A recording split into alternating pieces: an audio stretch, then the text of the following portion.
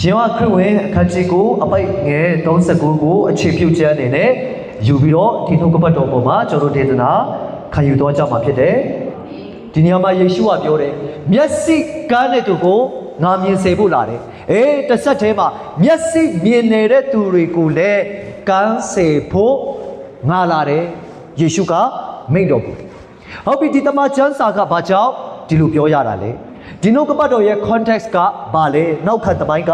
ဘာလဲဆိုတော့အရင်ဆုံးကျွန်တော်တို့ရှင်းဖို့လိုပါတယ်။ဒါဒီတနေ့မှာသခင်ယေရှုစီမှာ သခင်ယေရှုခရစ်တော်ကဒေတာစာရီလှည့်နေတဲ့အခါမှာတပည့်တော်တွေနဲ့တွာလာရင်းနဲ့လမ်းမှာမျက်မမြင်တယောက်ကိုတွေ့တယ်။ဒါနဲ့တပည့်တော်တွေကမေးတယ်ကိုတော်ရဲ့တဲ့ဒီမျက်စိကန်းတဲ့သူဟာသူ့ရဲ့အပြစ်ကြောင့်မျက်စိကန်းတာလားသူ့ရဲ့မိဘအပြစ်ကြောင့်မျက်စိကန်းတာလားမွေးကလေးကနေအလင်းဆိုတာ तू မမြင်ရောက်မျက်စိကန်းတော့သူဖြစ်တယ်ဘာကြောင့်လဲ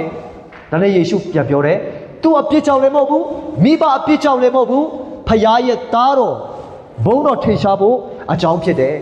ဟာလေလုယာဒါနဲ့ယေရှုကသူ့ကိုမျက်စိမြင်ချင်လားမေးတဲ့အခါမှာကျွန်တော်မြင်ချင်ပါတယ်ဒါနဲ့ယေရှုကဘာလုပ်လဲဆိုရှုံကိုယူတယ်ရှုံကိုယူပြီးတော့ဘာလုပ်လဲတတွေးနဲ့ထွေးပြီးတော့ဖြော်လိုက်တယ်အဲ့ဒါနဲ့သူ့မျက်စိကိုဘာလုပ်ပေးလဲဆိုရင်လိမ့်ပေးတယ်တကယ်ယေရှုရဲ့ healing ဆေးဝါးအနေနဲ့တုံးတဲ့အခါမှာလူတွေတပိုးမထားတဲ့ရှုံကိုပြင်ဆေးဖြစ်စေတော့ဖခင်ဒါကြောင့်ဖခင်မှာမတတ်နိုင်တော့အရာတစ်စုံတစ်ခုများမရှိဘူးလူတွေကြော်နင်းတဲ့အရာလူတွေကြော်နင်းဖို့မပြောနဲ့နော်နင်းဖို့တောင်မှယွန်လို့နော်အဲ့ဒီရှုံတွေဆိုရင်ခုန်ကူးတယ်မဟုတ်ရင်တစ်သားတွေနဲ့ခံထားတယ်အဲ့ဒီရှုံကိုမနင်းချင်လို့ယွန်လွန်းလို့ဒါပေမဲ့သခင်ယေရှုခရစ်တော်ကသူ့ရဲ့ healing အနာငြိမ်းခြင်းအတွက်ရှုံကိုပြင်တုံးနိုင်တဲ့ဖခင်အဲ့ဒီရှုံနဲ့သူ့ရဲ့မျက်စိကိုလိမ့်လိုက်တဲ့အခါမှာရှေ့လောင်ရေကမှာသွားစေးပါရှေ့လောင်ရေအနက်ကတဲ့စေလွတ်တည်ဟုအဓိပ္ပာယ်ရတယ်ဒါနဲ့ရှေ့လောင်ရေကမှာသွားစေးလိုက်တဲ့အခါမှာအဲ့ဒီလူဟာခဏချင်းမျက်စိမြင်သွားတယ်ဒါဆိုမဲဆရာရှိတယ်အဲ့ဒီလူမျက်စိမြင်တဲ့အခါမှာယေရှုကိုတွေ့ရလားမတွေ့ရဘူးလားဖြေကြည့်အောင်တွေ့ရလားယေရှုကဆယ်လွတ်လိုက်တယ်လေရှေ့လောင်ရေကန်ကိုသွားတယ်ရေဆေးချလိုက်တယ်သူယေရှုကိုမြင်လိုက်လား yes မမြင်လိုက်ရဘူးသူကနာငိမ့်စေတဲ့သူဟာဘယ်သူလဲဆိုတာပထမအဆင့်မှာသူမမြင်သေးဘူးဒါပေမဲ့သူ့ရဲ့ physical မျက်စိဖြစ်တဲ့လောကမျက်စိကအကောင်းပကတိမြင်သွားပြီအဲ့ဒီခါမှာသူအိမ်ပြန်လာတယ်အရင်ဘဝမဟုတ်တော့ဒါနဲ့သူ့ရဲ့ရက်ကွက်သားတွေဟာဒီလူကမျက်မမြင်မလားဘာကြောင့်ပြန်လာတာလဲလှုပ်ရှားနဲ့အလုပ်တွေတောင်ပြန်လုပ်နိုင်ပြီ तू မလားမေခွန်းထုတ်ကြတယ်ဒါနဲ့တချို့အိမ်နီးနားချင်းတွေလည်းဟုတ်လို့လားဟဲ तू မဟုတ်တော့ပါဘူးဒါ तू နဲ့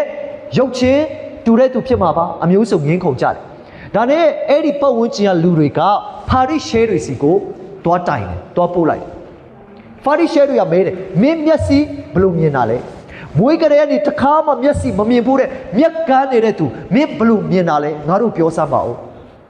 ဒါနဲ့ तू ရှင်းပြတယ်ယေရှုဆိုတဲ့ तू တယောက်ရှိတယ်အဲ့ဒီလူကငါရဲ့မျက်စိကိုရွှတ်နဲ့လိမ့်ပြီးဆေးခိုင်းတယ်အဲ့ဒီခါမှာငါမြင်သွားတယ်ဖာရိရှဲတွေကစဉ်းစားတယ်ဟာဘာလဲဒါနဲ့အဲ့ဒီလူကိုပြန်လွှတ်လိုက်ကြတယ်သူတို့လုံးဝကိုမယုံကြည်နိုင်ဘူးဒီအကြောင်းအရာကိုဒါနဲ့ဖာရိရှဲတွေကမကျေနပ်ဘူးသူ့ရဲ့မိဘတွေစီထပ်သွားတယ်သူ့ရဲ့အိမ်ကိုလိုက်စုံစမ်းပြီးတော့အဲ့ဒီအိမ်ကိုသွားတယ်သူ့ရဲ့မိဘတွေကိုမေးတယ်ဒီလူဟာတကယ်မွေးကလေးကနေမျက်စိကန်းတာလားပြီးတဲ့အခါမှာ तू ဘယ်လိုများပြန်မြင်တာလဲပြောကြပါဦးဒါနဲ့မိဘတွေကဘာပြောလဲဆိုရင် तू ဟာအသက်အရွယ်ရပြီဖြစ်တယ်လူကြီးတစ်ယောက်ဖြစ်နေပြီ तू ပြောတတ်ပါတယ်သူ့ကိုပဲမေးပါဘာကြောင့်အဲ့လိုရှောင်လိုက်ရလဲဆိုရင်ယေရှုကအနာငိမ့်စေတယ်ဆိုတဲ့အရာကိုဝန်ခံရင်သူတို့ရွာကနေမောင်းထုတ်မယ်သူတို့မြို့ကနေမောင်းထုတ်မယ်တရားစရက်ကနေမောင်းထုတ်မှာကိုစိုးရိမ်တဲ့အတွက်ဂျူးလူမျိုးတွေကိုကြောက်တဲ့အတွက်မိဘတွေကတော့ပြန်မဖြေဘူးအဲ့ဒီလူကိုပဲမဲခိုင်းဒါနဲ့ဖာရိရှဲတွေကဒုတိယအချိန်သူ့ကိုမဲတယ်မင်းပြောမင်းမျက်စိဘလို့ပြန်မြင်လဲပြောစမ်းဒါနဲ့ဒီမျက်စိကန်းတဲ့သူကတော့စိတ်တူလာပြီငါတခါပြောပြီးပြီလေမင်းတို့နားမကြားရဘူးလားယေရှုဆိုတဲ့ပုဂ္ဂိုလ်ကငါ့ကိုမျက်စိမြင်စေတယ်ဒါနဲ့ဖာရိရှဲတွေကပြောတယ်အဲ့ဒီလူဟာနတ်ဆိုးဆွဲတော်သူဖြစ်တယ်ဖခင်ရဲ့ဥပုပ်ကိုမဆောက်တော်သူဖြစ်တယ်ဥပုပ်နဲ့မှမင်းကိုမျက်စိမြင်စေတယ်ဖခင်ရဲ့ပညတ်တရားစာဘတ်ဒိတ်စနေနဲ့ဥပုပ်မဆောက်တော်သူဖြစ်တယ်နတ်ဆိုးဆွဲတော်သူဖြစ်တယ်လူဆိုးဖြစ်တယ်ပြောကြတယ်ဒါနဲ့ကားနဲ့သူကလည်းပြန်ပြောတယ် तू ဟာလူဆိုးလားလူကောင်းလားတော့ကျွန်တော်မသိဘူးကျွန်တော်သိတာကတော့အထက်ကကျွန်တော်မျက်စိကန်းနဲ့အခုချိန်မှာသူ့ကြောင့်ငါမြင်တယ်ပြောတဲ့အခါမှာနော်သူတို့ကလည်းအခြေတင်ထပ်ပြောတယ်ဒါနဲ့မျက်စိကန်းနဲ့သူကလည်းမချင်တဲ့ဘူးငါ့ကိုဒီလောက်အချိန်ချင်းမဲနေတာနင်တို့ကသူ့တပည့်ဖြစ်ချင်နေတာလားယေရှုရဲ့တပည့်ဖြစ်ချင်လို့ငါ့ကိုခဏခဏလာမဲတာလားသူတို့ကလည်းပြန်ပြောတယ်ငါတို့ကဖြစ်เสียလားနေရမှာယေရှုတပည့်ဖြစ်မှာပေါ့ငါတို့ကတော့မောရှေရဲ့တပည့်ဖြစ်တယ်ပြောရင်းနဲ့အဲ့ဒီလူကိုသူတို့တရားစရက်ကနေမောင်းထုတ်ပလိုက်တယ်ဒါနဲ့အဲ့ဒီမောင်းထုတ်ပြီးတဲ့အကြောင်းကိုကြားတဲ့အခါမှာယေရှုကသူ့စီကိုတန်တမမတ်ပြန်လာတယ်ဒါနဲ့တဲ့သခင်ယေရှုကအပိုက်ငယ်35လေးမှာဖတ်ချင်တယ်နှင်ထုတ်ဒီအကြောင်းကိုတဲ့ယေရှုသည်ကြားပြီးမှထိုသူကိုတွေ့တော်မူလင်တင်းဒီဖျားသခင်ဤသားတော်ကိုယုံကြည်သလားလို့သူမေးတယ်ဒါနဲ့36ရောက်လာတဲ့အခါမှာသခင်ကျွန်တော်ယုံကြည်ရမည်အကြောင်းဖျားသခင်ဤသားတော်ကအဘယ်သူနည်းဒါနဲ့ယေရှုကပြန်ပြောလေတင်းဒီထိုသူကိုဘာဖြစ်ခဲ့ပြီလဲမြင်ခဲ့ပြီးတာမကတင်းနဲ့ယခုစကားပြောတော်သူသည်ဖျားသခင်ဤသားတော်ဖြစ်တယ်မိန့်လိုက်တယ်ဒါနဲ့အဲ့ဒီအချိန်မှာပဲချက်ချင်းပဲသခင်ယေရှုကိုမလုပ်လဲမိမိရဲ့တသခင်ကယ်တင်ရှင်နဲ့လက်ခံတယ်သူဟာမေရှိယဖြစ်တယ်ဖျားသခင်ဆယ်လွတ်တော်မူတော်သူဖြစ်တယ်ဆိုတဲ့အရာကိုလက်ခံပြီးပြည့်ဝတ်လိုက်တယ်ဒါဆိုသူမျက်စိမြင်တာပထမတစ်ချိန်လုံးကရှိလောင်ရေကမှာမြင်တာဒီကိုသူ့ရဲ့ physical မျက်စိတနည်းအားဖြင့်ကိုယ်ကာယနဲ့ဆိုင်သောမျက်စိဖြစ်တယ်အဲ့ဒီနှင်ထုတ်ပြီးခံရတဲ့အချိန်မှာသခင်ယေရှုကသူ့ကိုလာတွေ့တဲ့အခါမှာသခင်ယေရှုကိုပြန်မြင်တွေ့တယ်ယေရှုကိုပြတ်ဝတ်ကိုကိုယ်တယ်အဲ့ဒါဒီသူ့ရဲ့ဒုတိယမျက်စိမြင်ခြင်းတနည်းအားဖြင့်ဆိုသူ့ရဲ့ဝိညာဉ်မျက်စိ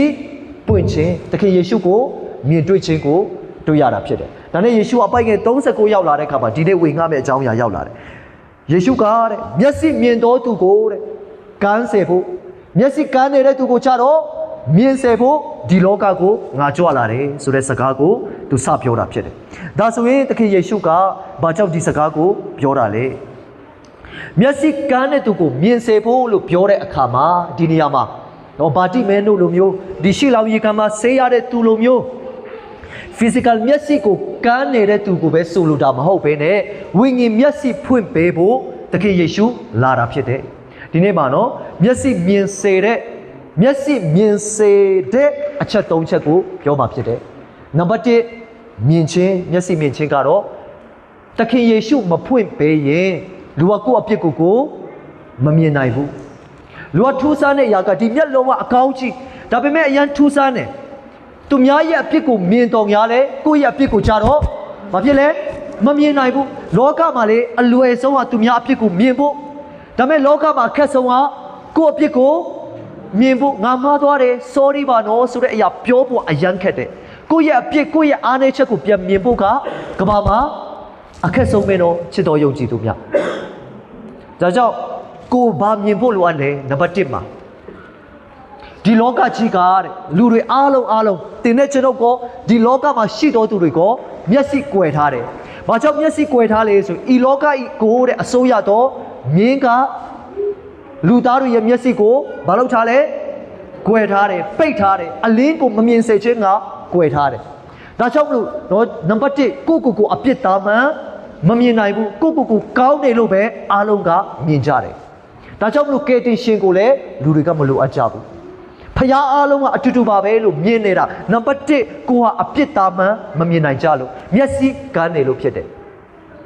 ဒီနေ့မှာမှာယွန်းတော်အမျိုးသမီးကိုနော်ဖာရိရှဲတွေကဖမ်းခေါ်လာကြတယ်။မှာယွန်းတော်အမျိုးသမီးဆိုတဲ့အရာနော်ပြည့်တစားမဖြစ်တယ်။မှာယွန်းနေစင်မှာလက်ပူလက်ချက်မိပြီးတော့သူ့ကိုခေါ်လာတယ်။ပညတ်တရားအရယူဒထုံးစံအရမောရှေရဲ့ပညတ်တရားအရဆိုရင်အဲ့ဒီလိုမှာယွန်းတော်အမျိုးသမီးကိုဂဲနဲ့ပေါက်တတ်ရပြစ်တတ်ရဒါပညတ်တရားဖြစ်တယ်။ဒါနဲ့ယေရှုစီကိုသူတို့ကလာမေးကြတယ်။ဒါဒီသခင်ယေရှုကိုသူတို့ဘာလုပ်တာလဲဆိုရင်နှစ်ပေါက်တစ်ပေါက်လာရိုက်တာဖြစ်။ယေရှုဘလို့တုံ့ပြန်မလဲဆိုတော့သိချင်လို့နှစ်ပေါက်တစ်ပေါက်လာရိုက်ကြတယ်။သခင်ယေရှုကနေပြီးတော့အော်ဒီမိန်းကလေးတနာပါတယ်မပြစ်ကြပါနဲ့ဂဲနဲ့မပေါက်ကြပါနဲ့အဲ့လိုပြောလိုက်ရင်သူတို့ဘာပြန်ပြောမလဲဆိုရင်ဟာကိုတော်ကမောရှေရဲ့ပညတ်တရားကိုမလိုက်နာဘူးလား သခင်ယေရှုကသူ့ရဲ့ဂရုဏာကိုပြလိုက်မယ်ဆိုရင်မောရှေရဲ့ပြည့်ညက်တရားကိုမင်းမလိုက်နာဘူးလားသူ့ကိုလက်ညှိုးထိုးမယ်တကယ်လို့များအေးကောင်းတယ်လေသူကမှားယွင်းနေတဲ့အတွက်ဂဲနဲ့ပေါက်လိုက်ပါလို့ပြောပြရင်လေသူ့ဘာပြန်ပြောမလဲမင်းမချစ်ချင်းမြတ်တာဘယ်မှာလဲမင်းမချစ်ချင်းမြတ်တာမရှိပါလားလူတယောက်မိန်းကလေးတယောက်ကိုဂဲနဲ့ငါတို့လာပေါက်ခိုင်းတယ်အဲ့လိုပြောတော့မှာနှစ်ပေါက်တစ်ပေါက်ရိုက်ပြီးတော့ယေရှုစီလာမေးတယ်ဒါနဲ့ယေရှုကဘာလုပ်လဲစာရေးတယ်စာရေးတယ်ဒီချမ်းပြင်ပေါ်မှာစာရေးချတယ်ဒါနဲ့ကိုလှန်တော်မူ၍အပေါ်မော့ကြည့်ပြီးတော့သူပြောတယ်မင်းတို့ထဲကနေတဲ့အပြစ်တစ်ဆက်မှမရှိပါဘူးဆိုတဲ့သူကအဲ့ဒီအမျိုးသမီးကိုစပြီးတော့ဂဲနဲ့ပေါက်ပါစေအဲ့ဒီနှုတ်ကပတ်တော်ကိုလည်းပြောလိုက်ကောအဲ့ဒီနှုတ်ကပတ်တော်ကိုဆယ်လွတ်လိုက်တယ်တနည်းအားဖြင့်သူ့ရဲ့တိုင်ရှေတော်ဝိညာဉ်တော်အားဖြင့်သူတို့ရဲ့မျက်စိကိုဖွင့်ပေးလိုက်တယ်အဲ့ဒီခါမှာအကြီးဆုံးကနေအငယ်ဆုံးထိသူတို့ရဲ့အဖြစ်ကိုသူတို့ဘာဖြစ်သွားလဲမြင်သွားတယ်ဒါကြောင့်အသက်ကြီးဆုံးလူကဂဲနဲ့ပေါက်မယ်ခြံတဲ့ခါမှာသူ့ရဲ့အဖြစ်တွေသူမမှတ်မိခဲ့တဲ့အရာတွေတခုချင်းစီဖျားဖော်ထုတ်ပေးတယ်ဒါကြောင့်မှတ်ထားကျွန်တော်တို့ကလေကျွန်တော်တို့အုံနောက်ကကျွန်တော်တို့ကိုလှည့်စားနေတာပြီးခဲ့တဲ့ဂျာတပရိနေ့ကကျွန်တော်တို့ဘာဟင်းစားခဲ့လဲဆိုတာခေါင်းကနေမှတ်မိသေးလားမမှတ်မိတော့မေ့ဖြစ်တယ်ဒါဆိုလွန်ခဲ့တဲ့တလတုန်းကဘသူ့ပေါ်မှာဒေါသထွက်လေဘသူ့ကိုဆဲလေဘသူ့ကိုလိမ်မိလေဆိုတဲ့အရာတွေတခုမှမမှတ်မိတော့ဒါကြောင့်မလို့ကိုဖြူစင်နေတန့်ရှင်းတယ်လို့ပဲမြင်နေတာဒါကြောင့်ယေရှုကမျက်စိဖွင့်ပေးဖို့လိုတယ်။အော်ငါဟာအပြစ်သားပါလား။တောင်မြင်ဖို့အင်မတန်ရေးကြီးတယ်။ဒါကြောင့်မျက်စိဖွင့်ပေးခြင်းမှာနံပါတ်1ကကိုယ့်အပြစ်ကိုမြင်ဖို့သခင်ယေရှုမျက်စိဖွင့်ပေးရမယ်။ဒီအခါမှာပါရီရှဲတွေကတော့အကြီးဆုံးကနေအငယ်ဆုံးနိုင်အောင်သူတို့မျက်စိပွင့်သွားပြီးတော့ကိုယ့်ရဲ့အပြစ်ကိုမြင်ပြီးဂဲတွေကိုချတယ်။ဂဲတွေကိုချပြီးတော့နောက်ပြန်ဆုတ်သွားတယ်။ဒါကိုတွေ့ရတာဖြစ်တယ်။ဒါကြောင့်မလို့ကိုယ့်ရဲ့အပြစ်ကိုမြင်မှပဲကယ်တင်ရှင်လိုအပ်တယ်ဆိုတာကိုသိနာလည်နိုင်မယ်။ဒါကြောင့်မလို့ဧဝံဂေလိဝင်ငှတော့မယ်ဆိုရင်ဆုတောင်းပေးတဲ့အရာတစ်ခုပဲကိုရောသူတို့ရဲ့အပြစ်သူတို့မြင်ပါစေ။အာမင်။ဒီဧဝံဂေလိဝင်ငှအဲ့ဒါဆုတောင်းပေးရမယ်။ကိုရောဤသူသည်မြင်နိုင်ပါမည်အကြောင်းသူဤမျက်စိကိုဖွင့်ပေးပါအဲ့လိုဆုတောင်းရမယ်။အေလိရှဲကဂေဟာဇိကိုဆုတောင်းတကယ်သူဆုတောင်းပေးရမယ်။သူတို့မြင်နိုင်ဖို့ရည်ကြီးတယ်။ကိုယ့်ရဲ့အပြစ်ကိုမမြင်နိုင်ဘူးဆိုရင်အဲ့ဒီအပြစ်ကနေကယ်တင်နိုင်တဲ့ကယ်တင်ရှင်ကိုလည်းသူတို့မြင်နိုင်မှာမဟုတ်ဘူးဒါကြောင့်မလို့ကိုယ့်အပြစ်ကိုမြင်နိုင်ဖို့နံပါတ်1မျက်စိဖွင့်ပေးခြင်းလိုအပ်တယ်နံပါတ်2မျက်စိကန်းတော်သူကိုမြင်စေခြင်းဟာလို့ပြောတဲ့အခါမှာနံပါတ်2ဒီဖခင်ရဲ့ကြီးမြတ်ခြင်းကိုမြင်ဖို့မျက်စိဖွင့်ရမယ်အာမင်ကျွန်တော်တို့ကလေဖခင်လို့ပြောလာတဲ့အခါမှာငငယ်ကလေးကနေခရိယန်တွေဖြစ်တဲ့အခါမှာငငယ်ကလေးကနေယုံကြည်သူဖြစ်တဲ့အခါမှာဖခင်ဟာဘယ်လောက်ထိကြီးမြတ်လဲဆိုတဲ့အရာကိုကျွန်တော်တို့တေချာမသိပေါ်တန်တန်မဲ့သဘောထားတယ်အဲ့ဒီခါမှာစုံစမ်းနှောက်ယှက်ခြင်းတွေအခက်ခဲကြီးတဲ့အရာတွေရင်ဆိုင်တဲ့အခါမှာပြာရခတ်သွားတယ်ကြောက်ရွံ့သွားတယ်မဆန်းပါဘူးဓမ္မရာဇဝင်စတုထဆောင်အခန်းကြီး6အပိုက်ငယ်7မှာအဲ့ဒါတွေ့ရတယ်ခုနပြောတဲ့ဂေဟာဇီအေလိရှေရဲ့တပည့်ကဘာတူလဲဂေဟာဇီဖြစ်တယ်။ဒီနေ့မှာတဲ့ရန်သူတွေကအဲ့ဒီအေလိရှေရဲ့အိမ်ကြီးကိုပတ်လဲဝိုင်းထားတယ်။အရှေ့ကနေထွက်လို့လည်းမရ။အနောက်ဒီဘက်ဘေးကပတင်းပေါကနေခုံကျော်ပြီးတော့ထွက်ပြေးလို့လည်းမရတော့။အိမ်နောက်ဖဲကနေဟလာအရေးပေါ်တကားနေထွက်ပြေးလို့လည်းမရ။ပတ်လေမှာစစ်သားတွေဝိုင်းထားတယ်။ဒီအခါမှာတော့အေလိရှေရဲ့တပည့်ဂေဟာဇီကထွက်လိုက်တဲ့အခါမှာသူအရန်ကြောက်တယ်။ဘေးပတ်လေမှာဘယ်သူတွေရှိနေလဲစစ်သားတွေရှိတယ်သူတို့ကိုတုတ်တင်မဲ့သူတွေသူတို့ကိုဖမ်းဆီးမဲ့သူတို့ကိုတပ်ဖြတ်မဲ့သူတွေရောက်နေတယ်ဆိုတော့ကိုတိတဲ့အခါမှာသူတွေးပြတ်တယ်အရန်ကိုကြောက်ရွံ့သွားတယ်ခြေမကင်မိလက်မကင်မိဖြစ်တယ်ဒါနဲ့အေလိရှဲကိုသွားပြောတယ်ကိုတော့ကြည့်ထားပါဦးကြည့်ပါဦးဒါနဲ့အေလိရှဲကသူဆုတောင်းပေးတယ်ကိုတော့တဲ့ဤသူဒီမြင်နိုင်ပါမည်အကြောင်းသူဤမျက်စိကိုဖွင့်ပေးတော်မူပါဆုတောင်းပေးလိုက်တဲ့အခါမှာအဲ့မှာဂေဟာဇီကမြင်သွားတယ်လို့ပြောတဲ့အခါမှာဂေဟာဇီကအစကတည်းကဒီမျက်စိမြင်ပြီးသားလေဒါပေမဲ့အဲ့ဒီချိန်မှာသူဘာမြင်သွားလဲဆိုတဲ့အခါမှာဖခင်ရဲ့ကြီးမြတ်ခြင်းကိုမြင်သွားတယ်ဟာလေလုယာအာမင်လောကဘက်မှာရှိတဲ့သူထက်ငါတို့ဘက်မှာရှိတဲ့သူတာ၍ကြီးမြတ်ပါလားငါတို့ကိုဝိုင်းနေတဲ့စစ်သားတွေပဲသူတွေးတော့တာမဟုတ်ဘူးအဲ့ဒီစစ်သားတွေကိုပြန်ပြီးတော့ဝိုင်းထားတဲ့ထောင်တော့ဖခင်ရဲ့ကောင်းကင်တမန်တက်ကြီးကပတ်လေတက်ချထားတယ်ဆိုတဲ့အရာကိုသူဘာဖြစ်သွားလဲမြင်သွားတယ်ဒါကြောင့်ဖခင်ရဲ့ကြီးမြတ်ခြင်းငါတို့ဘက်မှာရှိတဲ့ဖခင်ကတာ၍ကြီးမြတ်တယ်ဆိုတဲ့အရာမြင်တွေ့ဖို့အင်မတန်ရေးကြီးတယ်ဟာလေလုယာ ကုန်စည်နှုန်းဘလောက်ကြီးပါစေအဲ့ဒီကုန်စည်နှုန်းထက်ငါဖခင်ကြီးမြတ်တယ်ဆိုတင်မြင်ဖို့အရေးကြီးတယ်အာမင်အခြေအနေတွေဘလောက်ပဲခက်ခဲပါစေငါဖခင်တာရွေးကြီးမြတ်တယ်ဒါကြောင့်ဒီစကားဝန်ခံရမယ် God is greater than my greatest challenge ငါရင်ဆိုင်နေရတဲ့အကြီးဆုံးစိန်ခေါ်မှုထက်ဖခင်ကတာရွေးကြီးမားတယ်ဖခင်ထက်ကြီးမြတ်တဲ့အရာတစ်ခုမှမရှိဘူးဒါဝိဒ်ကသူရင်ဆိုင်ရမယ့်သူကဂိုးလျက်ကြီးဖြစ်တယ်73ပေလောက်ရှိတယ်အင်မတန်ကိုအကောင်ကြီးတယ်ဗလတောက်နဲ့တကယ်ကို heavy အဲ့ဒီလူထွားကြီးတဲ့သူရင်ဆိုင်ရတော့မယ်ဒါပေမဲ့ तू ကမြင်တယ် तू ကမြင်တတ်တော်သူဖြစ်တယ်ဘာကြောင့်လဲ तू ရင်ဆိုင်ရမယ့်သူ့ရဲ့ယံသူထက်သူ့ဘက်မှာရှိတဲ့ဖခင်ကဒါရွေးကြီးမြတ်တယ်အာမင်ဒါကြောင့်အခုတလောတချင်းတစ်ပုတ်အရန်ခစ်စားတယ်နော်ကျွန်တော်ရဲ့ဖက်မှာရှိတဲ့ဖခင်ကကျွန်တော်ရဲ့ဖက်မှာရှိတဲ့ဖခင်ကဘာဖြစ်လဲဒါရွေးကြီးမြတ်လုံးပါတယ်ဒါရွေးကြီးမြတ်လုံးပါတယ်ဟုတ်လားမသိဘူးငါဖက်မှာရှိတဲ့ဖခင်ကယံသူဖက်မှာရှိတဲ့သူထက်ဒါရွေးကြီးမြတ်တယ်ငါကိုကိုယ်ကပေးနေတဲ့ဖခင်ကငါကိုဖျက်ဆီးခြင်းနေတဲ့ယံသူတွေထက်ဒါရွေးကြီးမြတ်တယ်ဘေးပပလေးမှာယံသူတွေကပတ်လေတက်ချထားပါစေငါကိုကိုယ်ကတဲ့ဖခင်ရဲ့လက်တော်ဒါရွေးကြီးမြတ်တယ်ဆိုတဲ့အရာကိုမြင်နိုင်ဖို့အင်မတန်ရေးကြီးတယ်အာမင်ကျွန်တော်တို့အဲ့ဒါကြောင့်ဖခင်စီမှာဆုတောင်းရအောင်ဂေဟာစီကကိုရောရဲ့ကြီးမြတ်ခြင်းကိုမြင်ရတဲ့ကဲ့သို့ကျွန်တော်တို့ရဲ့မျက်စိကိုလည်းဖွင့်ပေးတော်မူပါဒါဒုတိယမြောက်ကျွန်တော်တို့ဆုတောင်းရမယ့်အရာဖြစ်တယ်နံပါတ်3မျက်စိမြင်စေခြင်းကားနဲ့သူကိုမြင်စေဖို့ဘောင်မြင်ရပါလေနံပါတ်3ဒီစာလံ119အပိုက်ငယ်18တရားတော်၌တဲ့အံ့ဖွယ်သောအရာတို့ကိုမြင်နိုင်ပါမည်အကြောင်းကျွန်တော်ဤမျက်စိကိုဖွင့်ပေးပါဟာလေလုယာကိုရောရဲ့ဒီနှုတ်ကပတ်တော်ဆိုတဲ့အရာဝတ်ထားတဲ့ဘန္နာနဲ့တူတယ်တခါလေမှကျမ်းစာဖတ်ရင်လည်းကျွန်တော်တို့ကမမြင်ဘူးပုံပြင်းလိုဝတ္ထုလိုပြင်းစရာကောင်းလိုက်တာညအိပ်မပျော်တဲ့အခါမှာကျမ်းစာထပ်ဖတ်တယ်အိပ်ဆေးတစ်ဖွဲအသုံးပြုတယ် no အဲ့ဒီနှုတ်ကပတ်တော်ကအင်မတန်ကိုတကူကြီးတယ်ဒီနေရာမှာနဲ့နေတော့အရာတွေများစွာဖွက်ထားတယ်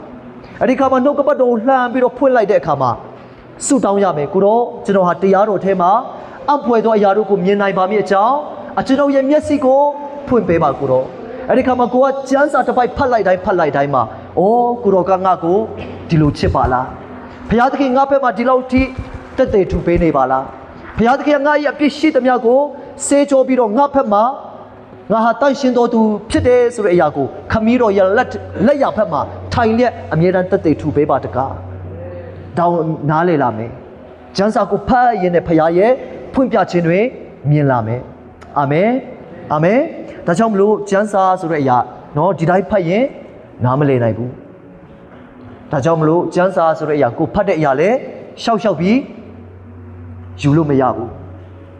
စိတ်တကြနေတဲ့အချိန်မှာကျမ်းစာတစ်ပုတ်ကောက်လှန်လိုက်တယ်ဒါနဲ့ဘာအကြောင်းတော့တွေ့ရလဲဆိုရင်ယူဒရှာကရုတ်ဒီဘာဖြစ်လဲကိုဇွဲချိုးချတတ်သေးလေတည်းအာမင်ဒါနဲ့ပြင်းနဲ့တစ်ပိုက်ထပ်လှန်လိုက်တယ်တင်လဲထိုကဲ့သို့ပြုလောမြင်းထပ်တာပဲရပြီကိုတော်ရေရပြီဘာလို့လိုက်လဲဇွဲကျွေးယူပြီးတော့ဇွဲချလိုက်တယ်ဒါဆို तू မမြင်ဘူးအဲ့ဒါကြောင့်ပြောတာနှုတ်ကပတ်တော်ဖတ်တဲ့အခါမှာဝိညာဉ်တော်ရဲ့အလင်းပေးခြင်းဝိညာဉ်တော်ရဲ့မျက်စိဖွင့်ပေးခြင်းလိုတယ်ပြောကြည့်အောင်အတူတူဝန်ခံကြည့်အောင်တရားတော်၌အဖွယ်တော့အတူတူဝန်ခံရအောင်တရားတော်၌အလွတ်ရလားရမှာပါနော်တူတူလေးဖြစ်တယ်လွယ်လေးဖြစ်တယ်ကဲဝန်ခံကြည့်အောင်တရားတော်၌အဖွယ်သောအမှုတို့ကိုမြင်နိုင်ပါမည်အကြောင်းကျွန်ုပ်ဤမျက်စိကိုဖွင့်ပေးတော်မူပါအာမင်ဒါကြောင့်မလို့ယေရှုဒီလောကမှာကြွလာတာမျက်စိကန်းတော်သူကိုမြင်စေဖို့ကိုအပြစ်ကိုမမြင်တဲ့သူတွေကိုအပြစ်ကိုမြင်ပြီးကေတရှင်ကိုမြင်တွေ့ဖို့နံပါတ်2လောကဘက်မှာရှိတဲ့သူထက်ငါတို့ဘက်မှာရှိတဲ့ဖခင်ကြီးမြတ်တယ်ဆိုတာမြင်နိုင်ဖို့သူမျက်စိဖွင့်ပေးမယ်နံပါတ်3နှုတ်ကပတ်တော်ထဲမှာအံ့ဖွယ်သောအရာတွေမြင်နိုင်ဖို့သူမျက်စိဖွင့်ပေးမယ်နောက်တစ်ပိုင်းကိုကျွန်တော်တို့ဆက်ကြည့်မယ်မြင်ရတဲ့သူကိုတဲ့မလုပ်စေဖို့ကန်းစေဖို့မြင်ရတဲ့သူထပ်ပြီးတော့မမြင်ခိုင်းတော့လေမြင်ရတဲ့သူကြတော့မလုပ်ဖို့ကန်းစေဖို့တချို့ကတော့အလားကိုတော်ရဲ့ရက်ဆက်လိုက်တာကျွန်တော်တို့ကိုမျက်စိကန်းဖို့အလိုများရှိနေတာလားနော်စဉ်းစားကောင်းစဉ်းစားလိမ့်မယ်ဒီကျမ်းချက်ကိုကြည့်တဲ့အခါမှာဟာယေရှုကမတရားလိုက်တာရက်ဆက်လိုက်တာတွေးကောင်းတွေးမယ်ဒီနေရာမှာအပိုင်း2ပိုင်းရှိပါတယ်နံပါတ်1မျက်စိကန်းစေဖို့ကဘာကြောင့်လိုအပ်တာလဲ ဒီမျက်စိကလေခုနပြောပြီးတော့ဒီမျက်စိကအယံမြင်တတ်တဲ့အရာလေဘာဖြစ်လဲသိလားသူတစ်ပါးရဲ့အဖြစ်ကိုဘာဖြစ်လဲမြင်တတ်တယ်ကိုယ့်ရဲ့မျက်စိထဲမှာလေနည်းနည်းလေးစောင်းနေတာအဲ့ဒါအယံမြင်တတ်တယ်တခါကျတော့ဒုတိယကမ္ဘာစစ်တုန်းကနော်ဂျာမနီစစ်သားတွေအယံကိုသူတို့ကစီးစနစ်ကြတာနည်းနည်းလေးစောင်းနေတာလေအယံမြင်တတ်တယ်မနေနိုင်ဘူးသူတို့ပြန်တဲ့တယ်အဲ့တော့သဘောပေါက်တဲ့အခါမှာဆိုဗီယက်စစ်သားတွေကလေအိမ်တွေမှာသူတို့ကဘာလုပ်ထားလဲဆိုရင်ဓာတ်ပုံတွေရဲ့အနောက်မှာမိုင်းထောင်ထားတယ်အဲ့ဒီမိုင်းကိုသူတို့ကဆောင်းဆောင်းလေးထားထားတယ်ဓာတ်ပုံတွေဆောင်းဆောင်းလေးထားပေးထားတယ်ဒါနဲ့အတက်ပြန်ထားလိုက်ရင်အဲ့ဒီဘုံကဒိန်းဆိုတခါတည်းပေါက်မှာနော်သူတို့ကထားတာဂျာမနီတွေရဲ့အကြောင်းကိုသိလို့ဒါနဲ့ဂျာမနီတွေတကယ်ပဲရွာထဲဝင်လာတယ်စစ်တပ်ကြီးကရွာထဲဝင်လာတယ်အိမ်တွေထဲဝင်လာတယ်ဒါနဲ့သူတို့ဓာတ်ပုံတွေလိုက်ကြည့်တယ်ဓာတ်ပုံတွေကဘာဖြစ်နေလဲဆောင်းပြီးတော့ထားနေတယ်မဖြစ်သေးပါဘူးဆိုပြီးတော့ပြန်တဲ့ပေးလိုက်တယ်တဲ့လိုက်တော့အကုန်လုံးတခါတည်းငရဲကြွကုန်တယ်သူတို့မမြင်ဟာလားသူတို့ရဲ့မျက်စိထဲမှာအယံကိုမြင်တတ်တယ်မြင်တတ်တဲ့အရာနော်ဒီအရာမကောင်းဘူးမမှန်ဘူးသူများရဲ့အပြစ်သူများရဲ့အားနည်းချက်ကိုလူကမဖြစ်တတ်လဲအယံကိုမြင်တတ်တယ်ဒါကြောင့်မလို့ဒီနေ့မှာကျွန်တော်တို့ဆုတောင်းမယ်ကိုတော့တပားသူရဲ့အားနည်းချက်ကိုမြင်နေတဲ့ကျွန်တော်မျက်စိကိုတော့ဂန်းစေပါသူများရဲ့အပြစ်ကိုမြင်တတ်တဲ့ကျွန်တော်ရဲ့မျက်စိကိုဂန်းစေပါသူများကိုမနာလို့ဖြစ်တတ်တဲ့ကျွန်တော်ရဲ့မျက်စိကိုဂန်းစေပါအာမင်ဒါကြောင့်မလို့ယေရှုကဂန်းတော်သူကိုမြင်တော်သူကိုဂန်းစေဖို့ကလာတယ်ဟာလေလုယာဒါကြောင့်မလို့သူများရဲ့အပြစ်သူများရဲ့အားနည်းချက်မြင်တတ်တယ်နော်ဒါကြောင့်မင်းကလေးတွေဆိုအတင်းတုတ်တယ်နော်အိမ်သားထဲမှာလည်းအတင်းတုတ်ဒီဖို့ချောင်းမှာလည်းအတင်းတုတ်သူများရဲ့အပြစ်ကိုအရန်ပြောတယ်ဒါပေမဲ့အဲ့ဒီအတင်းတုတ်ခြင်းမလာခင်ဘာလာလေတိလားအပြစ်မြင်ခြင်းလာတယ်တကယ်ချင်းငါနဲ့ပြောရအောင်မယ်တိလားဟိုတယောက်လေပြောလိုက်ပြီကျန်တဲ့တယောက်ကငါလေးပြောချင်နေတာဟဲ့သူကြည့်နေတာကြာပြီအမြင်ချင်းတူတယ်သူတို့ကတော့အားနည်းချက်တွေဘာဖြစ်တယ်လဲမြင်တယ်အပြစ်တွေဘာဖြစ်လဲမြင်ဟာကွက်တွေမြင်တယ်အဲ့ဒီမြင်နေတဲ့အရာဂန်းစေပါအာမင်ဖခင်ရဲ့ကြီးမြတ်ခြင်းရလွယ်ကျွန်တော်ဘာမှမမြင်ချင်ဘူးဟာလေလုယာဖခင်ရဲ့ကောင်းမြတ်ခြင်းဖခင်ရဲ့နှုတ်ကပတ်တော်ဖွင့်ပြခြင်းရလွယ်သူများအပြစ်ကိုကျွန်တော်မမြင်ချင်ဘူးကိုတော့ဒါကိုဆုတောင်းရမှာဖြစ်တယ်ဟာလေလုယာနောက်တစ်ချက်ပြောပါမယ်ဒါလူငယ်တွေအတွက်အင်မတန်ရေးကြီးတယ်မဿဲအခန်းကြီး6အပိုင်ငယ်22 23ထဲမှာမျက်စိဟာတဲ့ကိုဤစီမီဖြစ်တယ်မြည်ခွက်ဖြစ်တယ်ဒါဘာအဓိပ္ပာယ်လဲဒါလေးကိုရှင်းပါမယ်ရှင်မဿဲခရစ်ဝင်အခန်းကြီး6အပိုင်ငယ်22ကနေ23ကိုကြည့်တဲ့အခါမျက်စိဟာတဲ့ကိုဤစီမီဖြစ်တယ်တင်းရဲ့မျက်စိလင်းလင်းတကူလုံးလင်းလိမ့်မယ်တင်းရဲ့မျက်စိမိုက်တယ်ဆိုရင်တကူလုံးမိုက်လိမ့်မယ်မှောင်လိမ့်မယ်ဆိုလိုချင်တဲ့အရာခန္ဓာကိုယ်တစ်ခုလုံးရဲ့စီမီဖြစ်တယ်လို့ပြောတဲ့အခါမှာနော်ခန္ဓာကိုယ်ကြီးကိုအိမ်တစ်လုံးလို့သူကတင်စားထားတယ်ဒါနဲ့အလင်းဝင်ဖို့တကပေါက်မျက်စိဖြစ်တယ်မျက်စိဖြစ်တယ်ခန္ဓာကိုယ်ထဲကိုဝင်ဖို့တကပေါက်ဒီဘာဖြစ်နေလဲကိုယ့်ရဲ့မျက်စိဖြစ်တယ်ဒါကြောင့်မလို့မင်းရဲ့မျက်စိလင်းတယ်ဆိုရင်တကူလုံးလင်းမယ်မင်းရဲ့မျက်စိမိုက်တယ်ဆိုရင်တကူလုံးမိုက်မယ်လို့ယေရှုကပြောတယ်ဒီမျက်လုံးနဲ့ပတ်သက်ပြီးတော့အထူးပဲပြောထားတာဖြစ်တယ်စာလံ119အပိုက်ငယ်30ရောက်လာတဲ့အခါမှာအနတ္တကိုတဲ့ပမာဏမပြုတ်ပါမည်အကြောင်းအကျွန်ုပ်ဤမျက်စိကိုအခြားသို့လွှဲတော်မူပါစာလံဆရာကြီးကဘာလို့အဲ့လိုပြောခဲ့လဲဘာလို့အဲ့လိုဆုတောင်းတာလဲတစ်ချိန်တစ်ခါတုန်းကသူ့ရဲ့မျက်စိကသူ့ကိုမှားယွင်းစေခဲ့တယ်စာလံဆရာကြီးဒါဝိမင်းကြီးအားလုံးသိတယ်ဥရိယရဲ့မယားဘာတူလဲဘေတရှေဘရေချိုးနေတာကို तू မြင်တယ်အဲ့ဒီအချိန်မှာတကယ်တော့ तू ဟာစစ်တပ်ထဲမှာရှိနေရမှာနော်စစ်တပ်ထဲဆိုတာထက်ရှေ့တန်းမှာ तू ရှိနေရမှာတိုက်ပွဲရှိနေတဲ့အချိန်ဖြစ်တယ်ရှေ့တန်းမှာ तू ဥဆောင်ပြီးတော့ तू ဟာရန်သူတွေကိုခြေမုံနေရမယ့်အချိန်ဖြစ်တယ်ဒါပေမဲ့နောက်တန်းမှာ तू ဟာဘာဖြစ်လဲအေးအေးဆေးဆေးအနားယူလိုက်တယ်အရန်ကိုအားရနေတယ်အဲ့ဒီအားရနေတာစာတန်ရဲ့တွေးဆောင်ခြင်းတဲ့ရောက်စေတယ်တအားအားနေတဲ့ तू ကလေအပြစ်တွေးဆောင်ခြင်းတဲ့ပါတယ်နော်ဒါဝိဒ်ကတအားအားရနေတာလေအလုပ်ရှိပေမဲ့ तू အလုပ်ထဲသွားလားမသွားဘူးအိမ်မှာပဲအားရနေတာအဲ့မှာစာတန်ရဲ့တွေးဆောင်ခြင်းရောက်လာပြီဆိုတာကိုတွေးရတယ်ဒါနဲ့အဲ့ဒီဒါဝိဒ်မင်းကြီးစင်ကြံလမ်းမှာလမ်းလျှောက်တဲ့အခါမှာဘယ်သူတွားတွေးရလဲဘယ်တရှေဘရေချိုးနေတာကိုတဲ့တွေးရတယ်အဲ့ဒီအချိန်မှာအဲ့ဒီမျက်စိကနေစပြီးတော့ तू ကမှားယွင်းခြင်းလုပ်တယ် ဒါကြောင့်မလို့မတရားသောမေထုံရဲ့အစကမျက်စိရနေဖြစ်တယ်မတရားသောမေထုံရဲ့အစဒီတခြားတရားနေမဟုတ်ဘူးဘယ်နေလဲမျက်စိရနေစတာဖြစ်တယ်ဒါကြောင့်မလို့ဒါဝိမင်းကြီးကဘေတရှေဘနဲ့မှားယွင်းတဲ့အရာဒီသူ့ရဲ့မျက်စိကသူ့ကိုမှားယွင်းစေတယ်ဒီနေရာမှာတချို့ကဒါဝိမင်းကြီးဘက်ကနေရှေ့နေလိုက်တယ်တကယ်တော့ဒါဝိမမှားပါဘူးတဲ့ဒီဇက်လမ်းမှာမှားတဲ့သူကဥရိယာတဲ့ဟာမဆိုင်ဘူးလေဥရိယာဘယ်လိုလုပ်မှားတာလဲတဲ့ကိုမိမရေချိုးဖို့တောင်အိမ်သားလေးမဆောက်ပေးနိုင်တဲ့ယောက်ျားမှားတာပေါ့နော်ကိုမိမလုံးလုံးခြုံခြုံလေးတဲ့ရေချိုးနိုင်ဖို့နည်းနည်းပါပါနော်တကယ်မဆောက်နိုင်ရင်တောင်တလပတ်လေးဖြစ်ဖြစ်ကာပေးလိုက်ပေါ့ तू မလုပ်တဲ့အတွက် तू မိမသူများစော်ကားတာခံရတာအဲ့ဒါဥရိယရဲ့အပြည့်တဲ့နော်တခြားသူတွေအဲ့လိုပြောတတ်တယ်ဒါဟာတာအနေနဲ့ပြောတာဒါပေမဲ့တကယ်တော့မဟုတ်ပါဘူးဒါဝိမင်းကြီးကသူ့ကိုမြင်တဲ့အခါမှာမာယွင်ချင်းဖြစ်သွားတယ်ဒါနဲ့ဘေသရှေဘနဲ့မာယွင်သွားတယ်သူ့အပြစ်ကိုသူဖုံးလို့မရဘူးအပြစ်ဆိုတဲ့အရာဘူးပေါ်တယ်လို့ပေါ်ပါတယ်ထိုဒီတာမကပါအဲ့ဒီမတရားသောမေထုံကြောင့်သူကလူတတ်တဲ့အမှုဆက်ကျူးလို့ရတယ်အပြစ်တစ်ခုလုပ်ရင်လေနောက်တစ်ခုကထပ်လိုက်လာတယ်နော်အပြစ်ဆိုတဲ့အရာ package နဲ့လာတာ package ဆိုတာသိလားမသိဘူးနော်တစ်ခုလိုချင်ရင်3-4ခုလောက်တခါတည်းယူရတယ်သူကအပြစ်ရဲ့စိုးကျိုးကကျွန်တော်တို့ရန်ကုန်မှာ hot pot စားရင်သူကဆက်လိုက်မှာရတာရှိတယ်ကြက်ဥပါတယ်ခောက်ဆွဲပါတယ်ကျွန်တော်အဲ့ဒါတွေမစားချင်အသားပဲစားချင်တာဒါပေမဲ့အဲ့ဒီအသားပဲမရောက်တော့ဆက်လိုက်ပါအရွက်လဲပါတယ်ခောက်ဆွဲလဲပါအစုံပါနေတာဒါကြောင့်အပြစ်ကတစ်ခုလောက်လိုက်ရင်ဘာဖြစ်လဲအချိန်ချိန်လောက်တယ်တွဲပြီးပါလာတယ်နောက်ဆုံးလူတတ်တဲ့အမှုထိသူဘာဖြစ်သွားလဲကျူးလို့နေထိုဒီတာမကောက်သူတယောက်အဲ့ဒီတယောက်ပဲတည်တာမဟုတ်သူ့ရဲ့နိုင်ငံမှာဘာဖြစ်သွားလဲစီရင်ချင်းရောက်လာတယ်သူ့အားဖြင့်လူများစွာ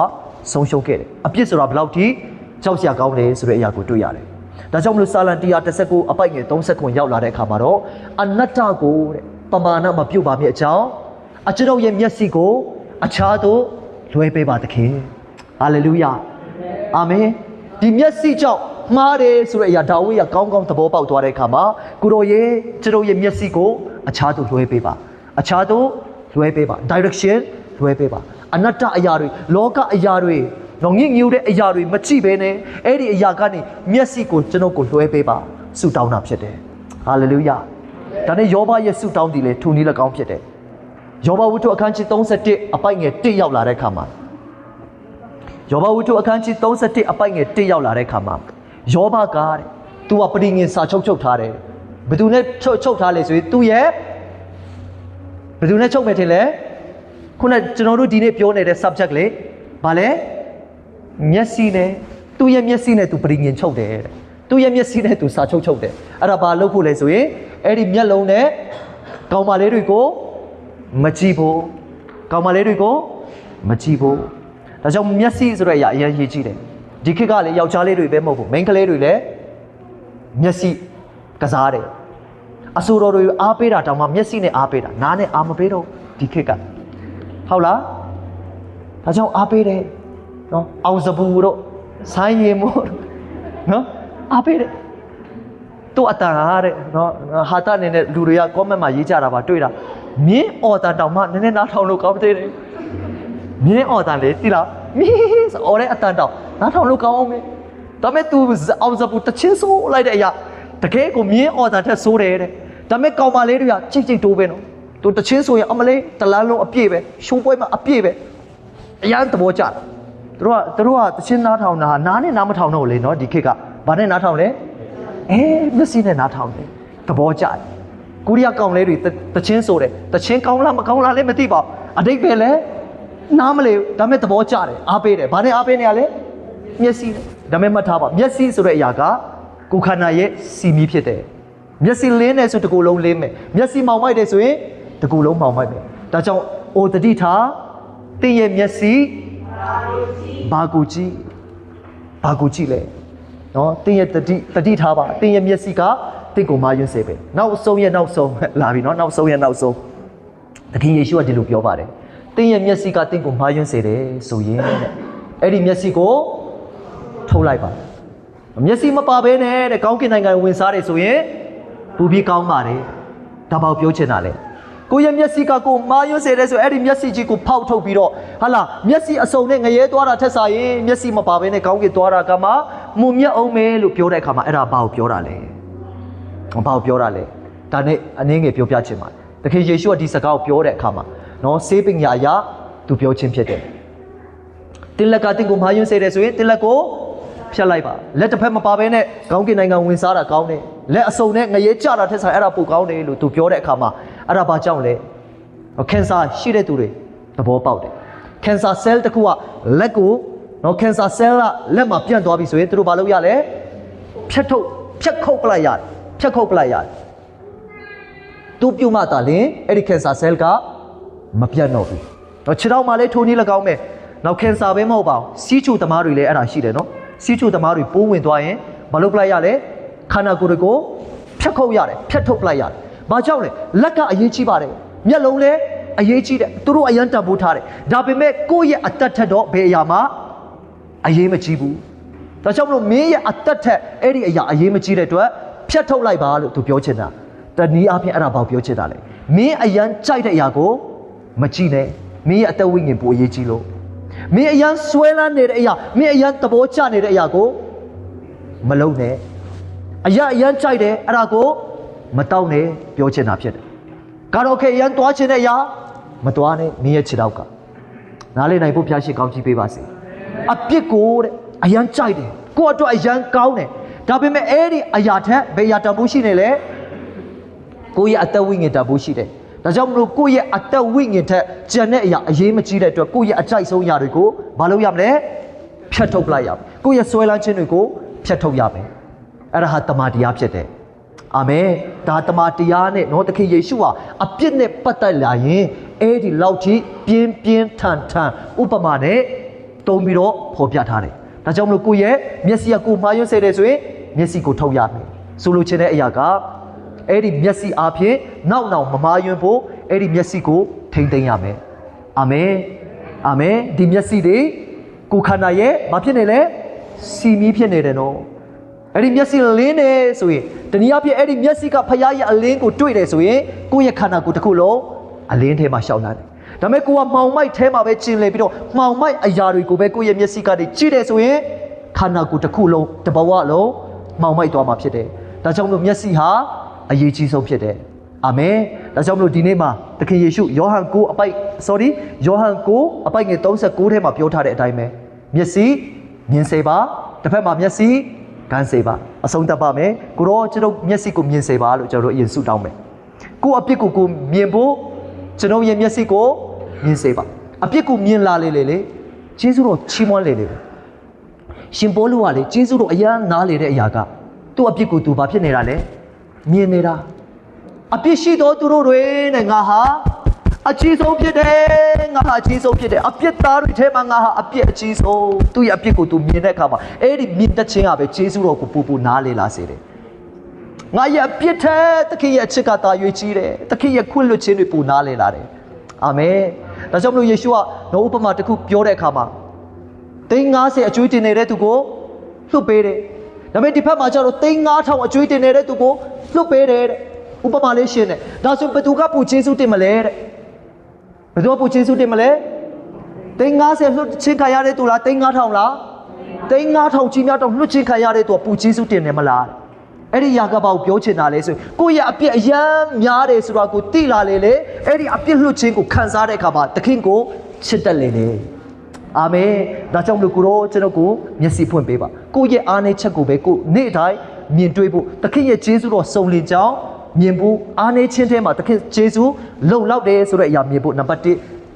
သားရဲ့မျက်စိသမီးရဲ့မျက်စိဖွင့်ပေးပါရိုးလေးဆုတောင်းရအောင်အာမင်နံပါတ်2ကိုရောလောကမှာစိန်ခေါ်မှုတွေအများကြီးရှိတယ်သတင်းဆိုးတွေအများကြီးရှိတယ်ကိုဖြတ်စည်းခြင်းတဲ့အရာတွေသတင်းဆိုးတွေအများကြီးကြားနေရတယ်ဒါပေမဲ့အဲ့ဒီသတင်းဆိုးတွေထက်ကိုဖြတ်စည်းမဲ့ရန်သူတွေထက်ကျွန်ုပ်ဘက်မှာရှိတဲ့ဖရားတာ၍ကြီးမြတ်ကြောင်းကိုဂေဟာစီကဲ့သို့ကျွန်ုပ်ကိုမြင်စေပါဖရားရဲ့ကြီးမြတ်ခြင်းမြင်ခြင်းနဲ့မျက်စိဖွင့်ပေးပါနံပါတ်2နံပါတ်3အရင်ရေးကြည့်တယ်ဒီနှုတ်ကပတ်တော်မှာအော်ဖွယ်ရအမှုတွေဟွက်ထားတယ်ဖရားရဲ့မြတ်တာဘလောက်နဲ့ရှိုင်းကြောင်းကိုဒီထဲမှာဟွက်ထားတယ်အဲ့ဒီတရားတော်မှာအဖွယ်သောအရာတို့ကိုမြင်နိုင်ပါမည်အကြောင်းကျွန်တော်ရဲ့မျက်စိကိုဖွင့်ပေးပါဆိုပြီးတော့နံပါတ်3ခုမြောက်ဆုတောင်းရမယ်အဲ့ဒါမြင်နိုင်ဖို့ဆုတောင်းရမယ်တစ်ဖက်မှာကမ်းဖို့အတွက်လည်းဆုတောင်းရမယ်အာမင်အာမင်သူများရဲ့အပြစ်သူများရဲ့အားနည်းချက်မြင်နေတဲ့အရာကျွန်တော်ကိုကမ်းစေပါကိုတော်ရဲ့ အာမင်ဇာတိမျက်စိတွေကန်းဆဲပါနော်သူများဝတ်တဲ့အရာတွေမြင်တဲ့အခါမှာနော်သူကဒီလိုဝတ်တဲ့ဒီလိုတွေဝတ်တဲ့ဒီလိုတွေဝတ်တဲ့အဲ့ဒါတွေမြင်စရာအကြောင်းမရှိဘူးသူများရဲ့အားနည်းချက်သူများရဲ့အပြစ်မမြင်ဖို့မျက်စိကန်းဆဲပါနောက်ဒုတိယအချက်အရေးကြီးတယ်ကိလေသာမျက်စိကန်းဆဲပါအာမင်ကိလေသာမျက်စိကန်းဆဲပါဒါဝိဒ်ကဲ့သို့ကျွန်တော်တို့ပြန်ဆုတောင်းမယ်အနာတ္တကိုပမာဏမပြုတ်ဖို့လောကအရာမြင့်မြတ်တဲ့အရာကိုမကြည့်ဖို့ကျွန်တော်ရဲ့မျက်စိကိုကန်းဆဲပါအနာတ္တကိုမဆွဲလန်းဖို့ကျွန်တော်ရဲ့မျက်စိကိုအခြားသူလွှဲပါဆိုပြီးတော့ကျွန်တော်တို့အတ္တကိုစက္ကပ်ဖို့လိုတယ်ဒါကြောင့်ယေရှုဟာမျက်စိမြင်တဲ့သူကိုကန်းဆဲဖို့နဲ့ကန်းတဲ့သူကိုမြင်စေဖို့လို့ပြောရတာဖြစ်ပါတယ်ဒီနှုတ်ကပတ်တော်အပြင်အသက်တာအတွက်တိဆောက်စရာဖြစ်မယ်လို့ယုံကြည်ပါတယ်ဂျာနာသူရောက်တိုင်းဖျားရှိကောင်းချီးပေးပါစေThank you